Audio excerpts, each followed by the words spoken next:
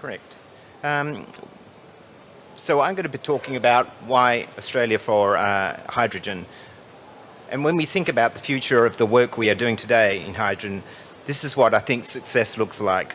Hydrogen under $2 a kilogram ex-works, a pipeline of investments from Korea in hydrogen, and you've already heard from the Minister about some of those opportunities that are now evolving.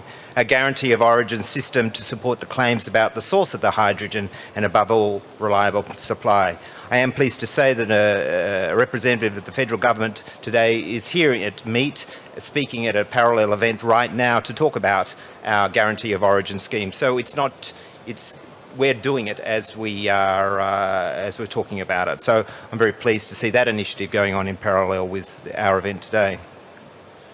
And I'm pleased to say that we are making good progress in all four areas, and I encourage you to reach out for more information, as we have specialists in both government and industry that can address your issues. However, as Australia and Korea work towards our net zero commitments, what Australia needs now is a great deal of investments in renewable energy. And you've heard a few of those, the Ambassador this morning mentioning this. We need investments in renewable energy, including transmission, battery storage, fast response power generation, and more flexibility to match the demands with renewable energy. This is being developed under the Powering Australia plan announced by the federal government. This plan will attract $78 billion in investment to reduce our emissions by 43% and create over 600,000 jobs in the sector. $20 billion alone will be spent to modernise the grid under Rewiring the Nation policy. Australia is also moving from a baseload supply of coal with gas supplying peak demand to a system where we rely on solar and wind as the cheapest energy source, complemented by a whole range of flexible options to fill the energy gaps. Australia is already meeting our target of 20 to 30% of our energy being supplied by renewables, but as we've heard, it's going to increase up to 80-odd%. But to achieve this, we need to invest in about 10,000 kilometres of new transmission capacity to move the power between states. We have about 40,000 kilometres of transmission already built, but we need another 10,000 kilometres of that. We urgently need storage, and we also need to work hard on the efficiency of our homes, cars, etc., so we're less vulnerable to price shocks. This infrastructure will have to be built at breathtaking speeds. For example, to reach our net zero, our commitments by 2030, we need to build the equivalent of 3 times the current capacity of our national energy market. Just think about it, we've got less than 8 years to build 3 times what we've already got.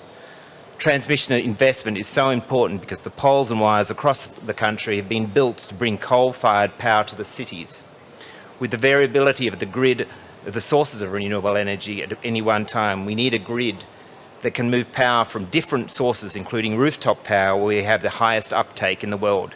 It is a very, very big job to modernise our grid. On batteries, the coal-fired power stations will be repurposed into battery storage where our grid is strongest. We're also looking to community batteries, which will be used in the neighbourhoods. Short and long-term duration batteries will also be required.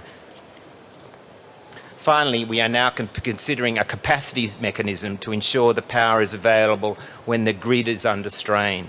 This capacity system will, of course, support the availability of power from pumped hydro, batteries and other forms of demand response. The government is working on its policies in this area right now. All this links to a newer and lower cost opportunities of hydrogen, because when the renewable energy is not needed, it can be used for the reduction of hydrogen at very low cost. This hydrogen will, of course, be exported too.